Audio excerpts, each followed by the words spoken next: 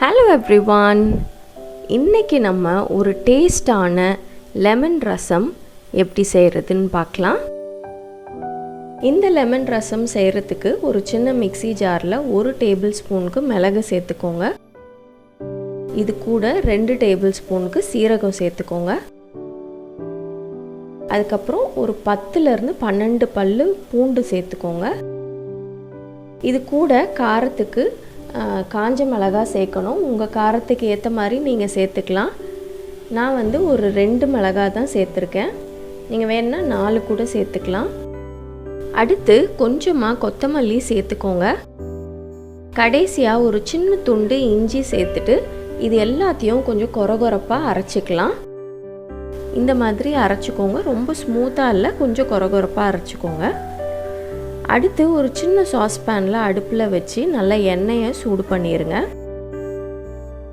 எண்ணெய் சூடானதும் இதில் 1 டீஸ்பூன் கடுகு சேர்த்துக்கோங்க. அது கூட 1 டீஸ்பூன் சீரகம் சேர்த்துக்கோங்க. அதுக்கப்புறம் ஒரு 1/4 டீஸ்பூன் உளுந்து, கொஞ்சம் பெருங்காய பவுடர், ஒரு கொத்து கருவேப்பிலை, கொஞ்சமாக வெந்தயம் சேர்த்துக்கோங்க. அதுக்கப்புறம் காஞ்ச மிளகாய் 1 வெட்டி சேர்த்துருக்கேன்.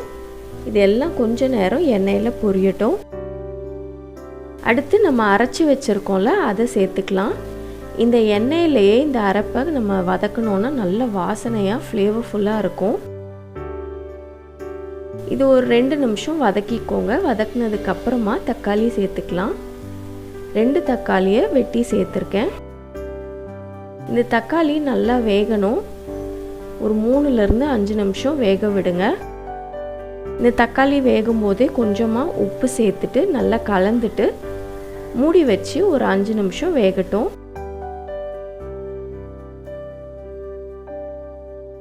தக்காளி வெந்ததுக்கு அப்புறமா இது கூட ஒரு 1/4 டீஸ்பூனுக்கு மஞ்சத்தூளும் 1 டீஸ்பூனுக்கு தனியாத்தூளும் சேர்த்துக்கோங்க.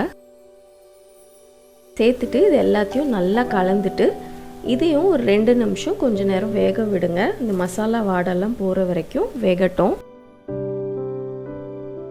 அடுத்து இது கூட 4 கப்பு தண்ணி இல்லைன்னா 1 லிட்டருக்கு தண்ணி சேர்த்துக்கோங்க. சேர்த்ததுக்கப்புறமா இதை நல்லா கலந்துட்டு உப்புலாம் சரியாக இருக்கான்னு பார்த்துக்கோங்க.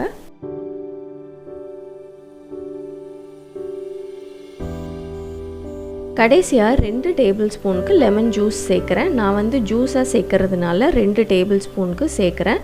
நீங்கள் முழு எலுமிச்சை பழம் வச்சுருக்கீங்கன்னா 2 பழத்துலேருந்து சாறை எடுத்து சேர்த்துக்கோங்க.